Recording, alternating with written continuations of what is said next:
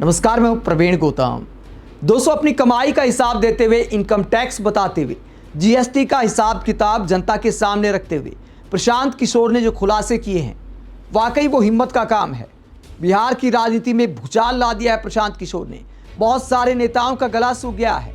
पत्रकार इंटरव्यू में पूछते हैं कि प्रशांत किशोर का आपको इतना भय कैसे है। इतने खुलासे करने के बावजूद बहुत सारे नेता प्रशांत किशोर के बारे में ज्यादा आक्रामक नहीं है। क्या सबको डर लगता है कि अगर प्रशांत किशोर पर उल्टा सीधा बोला तो वो आपकी जन्म कुंडली निकाल देंगे, जैसे कई नेताओं के साथ प्रशांत किशोर कर रहे हैं। खासकर बिहार के डिप्टी सीएम सम्राट चौधरी और जेडीयू के मंत्री अशोक चौधरी के खिलाफ मोर्चा खोल दिया प्रशांत किशोर ने और आज बड़े खुलासे किए हैं। अशोक चौधरी को अल्टीमेटम दिया है कि अगर माफी नहीं मांगी तो मानहानि तो भूल जाइए, 500 करोड़ का खुलासा करने वाला हूं। क्या खुलासा करने का दावा किया है प्रशांत किशोर ने? अशोक चौधरी को क्या धमकी दी है? बिहार के डिप्टी सीएम और बीजेपी के नेता सम्राट चौधरी पर क्या खुलासा किया है, जो पीएम मोदी और नीतीश कुमार को भी देखना चाहिए, क्योंकि पीएम मोदी दावा करते हैं कि भ्रष्टाचारी उनका ताप सहन नहीं कर सकते। विपक्षी पार्टियों के नेताओं पर पीएम मोदी आपराधिक बैकग्राउंड का आरोप लगाते हैं, लेकिन प्रशांत किशोर सवाल कर रहे हैं, सबूत दिखा रहे हैं कि अपराध नहीं तो आखिरकार क्या है।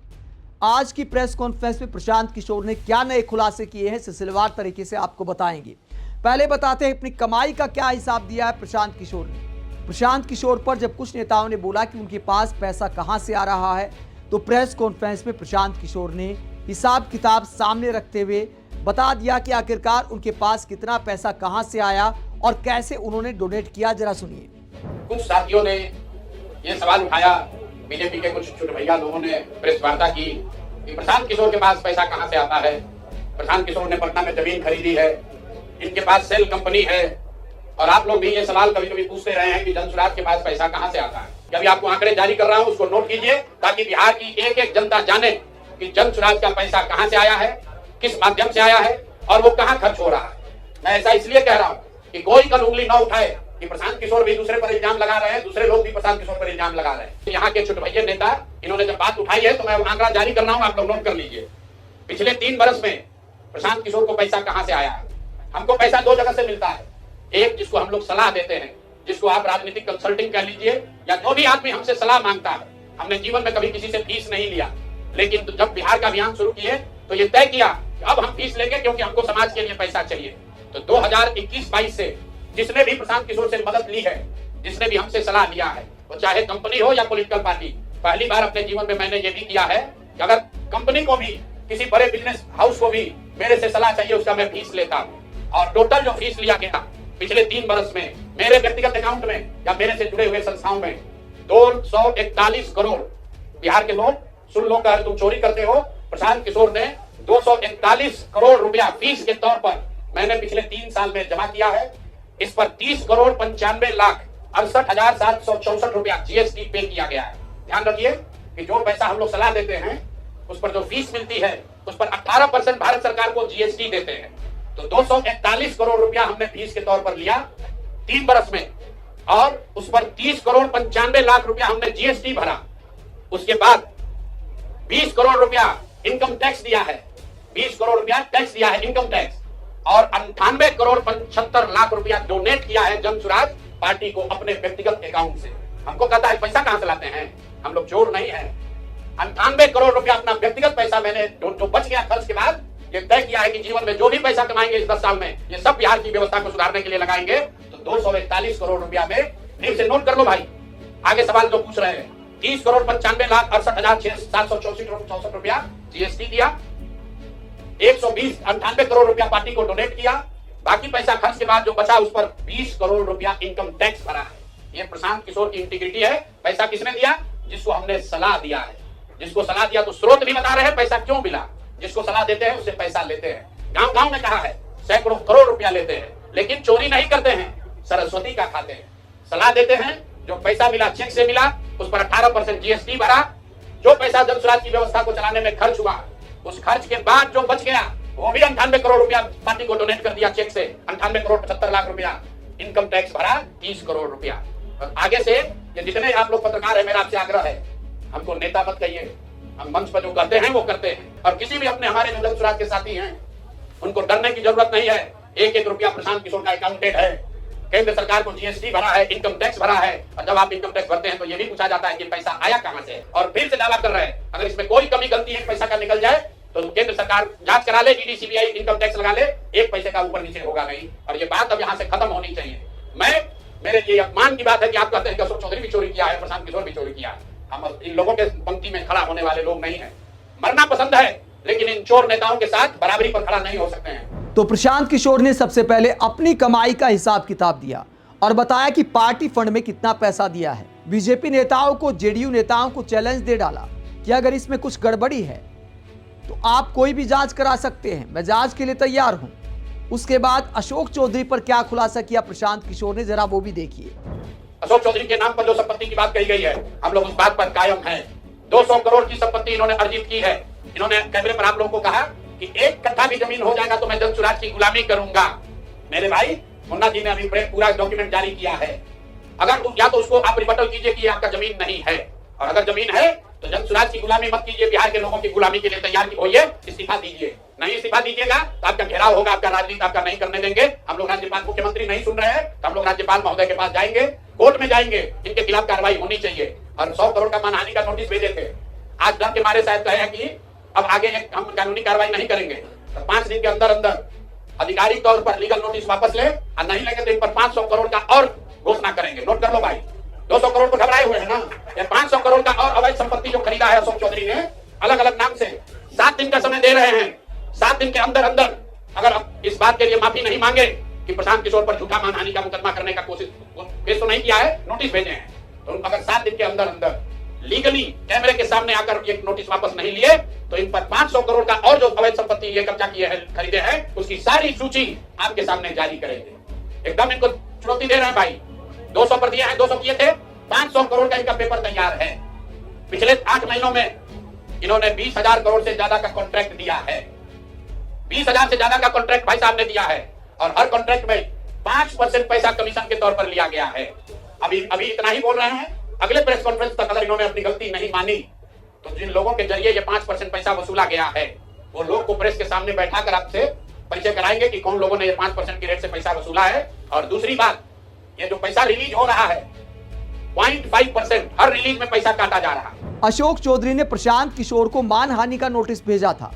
अब प्रशांत किशोर अल्टीमेटम दे रहे हैं कि मानहानि भूल जाइए, अगर अल्टीमेटम के वक्त तक माफी नहीं मांगी, कैमरे के सामने माफी नहीं मांगी तो 500 करोड़ का और खुलासा करने वाला हूं। तो प्रशांत किशोर काफी कॉन्फिडेंस में दिखाई दे रहे हैं। इसके बाद बिहार के डिप्टी सीएम सम्राट चौधरी पर क्या नई किस्त निकाली है प्रशांत किशोर ने, सम्राट चौधरी को लेकर क्या खुलासा किया, जरा वो भी सुनिए।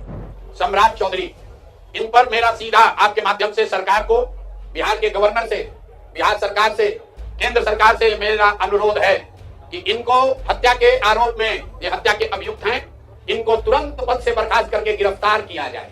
क्यों किया जाए ये समझिए। 7 लोगों की जिनकी हत्या के लिए अभियुक्त हैं, आरोप नहीं है, मैं शब्द बहुत सही समझ के बोल रहा हूं।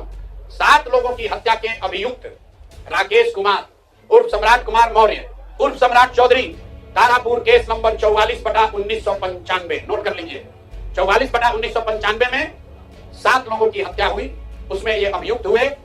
और जो केस है चीफ जुडिशियल मजिस्ट्रेट को 24/4/1995 को इन लोगों ने डॉक्यूमेंट सबमिट किया, बिहार विद्यालय परीक्षा समिति का एक एडमिट कार्ड सबमिट किया, जिसमें बताया गया कि KNVMH सम्राट, ये स्कूल का नाम है, कुमार सर एक स्कूल का नाम है जहां से ये एडमिट कार्ड इशू हुआ है। सम्राट चंद्र मौर्य, पिता का नाम Shakuni Chaudhary, date of birth 1/5/81, result fail, number आया 268, कैटेगरी प्राइवेट। ये सुप्रीम कोर्ट का डॉक्यूमेंट है जो सम्राट चौधरी ने जमा किया है, जिसमें ये बताया है इनका डेट ऑफ बर्थ 81 है, उसके हिसाब से 95 में चीफ जुडिशियल मजिस्ट्रेट ने नाबालिग होने के नाम पर इनको वहां से राहत दी। इनको जेल से निकाला गया क्योंकि ये 15 साल के थे और कानूनन 18 साल से कम उम्र के बच्चे को अभियुक्त के तौर पर जेल पर नहीं रखा जा सकता था। अब ये बात तो पब्लिक की जानकारी में है। अब मैं क्यों कह रहा हूं कि इनको आज अरेस्ट करना चाहिए, क्योंकि 2020 का जो सम्राट चौधरी ने अपना इलेक्शन एफिडेविट दिया है, इसमें अपना उम्र इन्होंने बताया है 51 साल। ये सम्राट चौधरी का इलेक्शन एफिडेविट है। इन्होंने अपना उम्र बताया 2020 में 51 साल, जिसका मतलब है कि 2020 माइनस 26, तो 1995 में इनका उम्र था 25 साल, 26 साल। तो 26 साल के उम्र के आदमी को कोर्ट ने गलती से गलत सर्टिफिकेट के आधार पर नाबालिग होने के नाम पर अभियुक्त होने के बावजूद, ध्यान दीजिए, अभियुक्त होने के बावजूद इनको जेल से बरी कर दिया गया था कि ये 15 साल के हैं, जबकि इनका अपना डॉक्यूमेंट बता रहा है कि उस समय 26 साल के थे। तो 26 साल की उम्र के आदमी पर अगर 6 लोगों की हत्या का आरोप है तो जब तक कोर्ट से वो फ्री नहीं होते हैं तब तक उनको जेल में होना चाहिए। और ये आदमी यहाँ का उप मुख्यमंत्री बनकर बैठा हुआ है। तो मुख्यमंत्री नीतीश कुमार सीधे इस पर कार्रवाई करें, नहीं करेंगे तो कल परसों में हम लोग राज्यपाल के पास डेलीगेशन लेकर जाएंगे, सिर्फ बर्खास्तगी के लिए नहीं, सम्राट चौधरी की गिरफ्तारी के लिए। पूरा समझिए, मैं कैमरे पर कह रहा हूं, सम्राट चौधरी हत्या के अभियुक्त है, जेल से फर्जी डॉक्यूमेंट निकाल कर बाहर निकले हैं, या तो इनको बर्खास्त करके गिरफ्तार कीजिए और नहीं तो देश में जितने लोग हत्या किए हैं उनको भी जेल से छोड़ दीजिए। इस देश में अलग अलग कानून नहीं हो सकता है। और ये गृह मंत्री के साथ घूम रहे हैं। मोदी जी को हम लोग कल पत्र लिखेंगे कि आपके पार्टी का नेता, जितने लोग भाजपा के समर्थक हैं, भाजपा के जितने लोग नेता हैं, कार्यकर्ता हैं, वोटर हैं, आपके जरिए से सबको बता रहा हूं, मेरे भाई एक बार अपने दिल पर हाथ रखकर सोचो, जिस व्यक्ति पर 6 लोगों की हत्या का आरोप है, जो व्यक्ति 6 लोगों की हत्या का अभियुक्त है, उसको तुम अपना नेता बनाकर बिहार का उप मुख्यमंत्री बनाए हो और तुम अपराध की बात करते हो, तुम जंगल राज की बात करते हो। तो सम्राट चौधरी को अभी के अभी पद से इस्तीफा देकर पुलिस को अरेस्ट करना चाहिए, और अगर पुलिस अरेस्ट नहीं करती है तो हम लोग कोर्ट में मूव करेंगे, कोर्ट के संज्ञान में बात को लाएंगे कि साहब ये बताइए कि कैसे आपने इनको बेल दिया है, कैसे इनको आप समाज में बाहर रहने की अनुमति दे रहे हैं। और सम्राट चौधरी की अंतिम बात इनके अपराध की गाथा की, सिर्फ हत्या के अभियुक्त नहीं है, बिहार में पुरानी पत्रकारिता करने वाले लोग, आपने शिल्पी गौतम के रेप और हत्याकांड की कहानी सुनी होगी, आपने सुना होगा कि लालू जी के जंगल राज का जब चरम सीमा था, जितने यहाँ माताएं बहने हैं, जो पढ़े लिखे लोग, समझदार लोग हैं, स्वच्छ छवि वाले बिहार में रहने वाले लोग हैं, याद कर लीजिए शिल्पी गौतम रेप और मर्डर केस, जिसमें एक डॉक्टर के लड़के को और शिल्पी गौतम के साथ ऐसा आरोप लगा था कि उनके साथ सामूहिक बलात्कार और उसके बाद उनकी हत्या कर दी गई थी। साधु यादव पर उसका आरोप लगा था, बड़ी हंगामा हुआ, सीबीआई में केस गया। मैं आपके माध्यम से आज पूछ रहा हूं कि क्या अभी के उप मुख्यमंत्री सम्राट चौधरी उर्फ राकेश कुमार उर्फ सम्राट कुमार मौर्य उस केस में संदिग्ध अभियुक्त के तौर पर नामजद थे या नहीं थे, ये प्रेस में वो बता दें, उसके बाद हम उसका डॉक्यूमेंट आपको जारी करेंगे। इनका सीबीआई में इनको अभियुक्त के तौर पर इनकी जांच की थी कि नहीं, उस मुकदमा में इनको नामजद संदिग्ध बनाया गया था कि नहीं, ये सीधा आपको बता रहे हैं। ये आए और ये पूरा केस तब के भाजपा के नेता सुशील कुमार मोदी जी ने उठाया था, और तब सम्राट चौधरी यही साधु यादव और राजद के गैंग के हिस्सा थे। तो अब राकेश कुमार बताएं, आज के सम्राट चौधरी बताएं कि उस केस में इनकी भूमिका क्या थी, उसमें ये नामजद थे कि नहीं थे, और थे तो इन्होंने इसको डिस्क्लोज क्यों नहीं किया। दोस्तों, प्रशांत किशोर को बिहार चुनाव में कितनी सीटें आएंगी वो अलग बात है, कितना वोट शेयर मिलेगा वो अलग बात है, लेकिन अब तक प्रशांत किशोर वो राजनीति कर रहे हैं जो करने में बहुत हिम्मत चाहिए। प्रशांत किशोर जनता के मुद्दे उठा रहे हैं। एक भी ऐसा पॉइंट प्रशांत किशोर की राजनीति में फिलहाल नजर नहीं आता जिसकी आलोचना हो सके। जनता के मतलब की बात कर रहे हैं, व्यवस्था परिवर्तन की बात कर रहे हैं, और ये दावा करते हैं, ये बोलने के लिए भी हिम्मत चाहिए कि अगर मेरा उम्मीदवार गलत हो तो उसे वोट मत देना, वरना चाहे पीएम मोदी हो, तेजस्वी यादव हो, तमाम नेता इस तरह की बातें करते हैं कि देखिए उम्मीदवार को मत देखिए, आप ये सोचिए कि आपका वोट सीधे तेजस्वी यादव को जा रहा है या फिर सीधे पीएम मोदी को जा रहा है। ऐसे में प्रशांत किशोर अगर चैलेंज कर रहे हैं तो वाकई गंभीर राजनीति कर रहे हैं। हल्की बातें प्रशांत किशोर ने इस चुनाव प्रचार में अब तक नहीं की हैं। अब देखना यह होगा कि प्रशांत किशोर के इस खुलासे के बाद बीजेपी और जेडीयू के नेता क्या जवाब देते हैं। क्या अशोक चौधरी प्रशांत किशोर से माफी मांगेंगे या 500 करोड़ के मामले में नई किस्त प्रशांत किशोर जारी करेंगे खुलासे की? आप इस पूरे मुद्दे पर क्या सोचते हैं? क्या बिहार की राजनीति में वाकई प्रशांत किशोर ने भय का माहौल बना दिया है? क्या चुनाव में ये सारे फैक्टर काम करेंगे? क्या बिहार की जनता प्रशांत किशोर को गंभीरता से लेगी? कमेंट बॉक्स में अपनी राय जरूर दें, साथ ही चैनल को सब्सक्राइब भी करें। नमस्कार।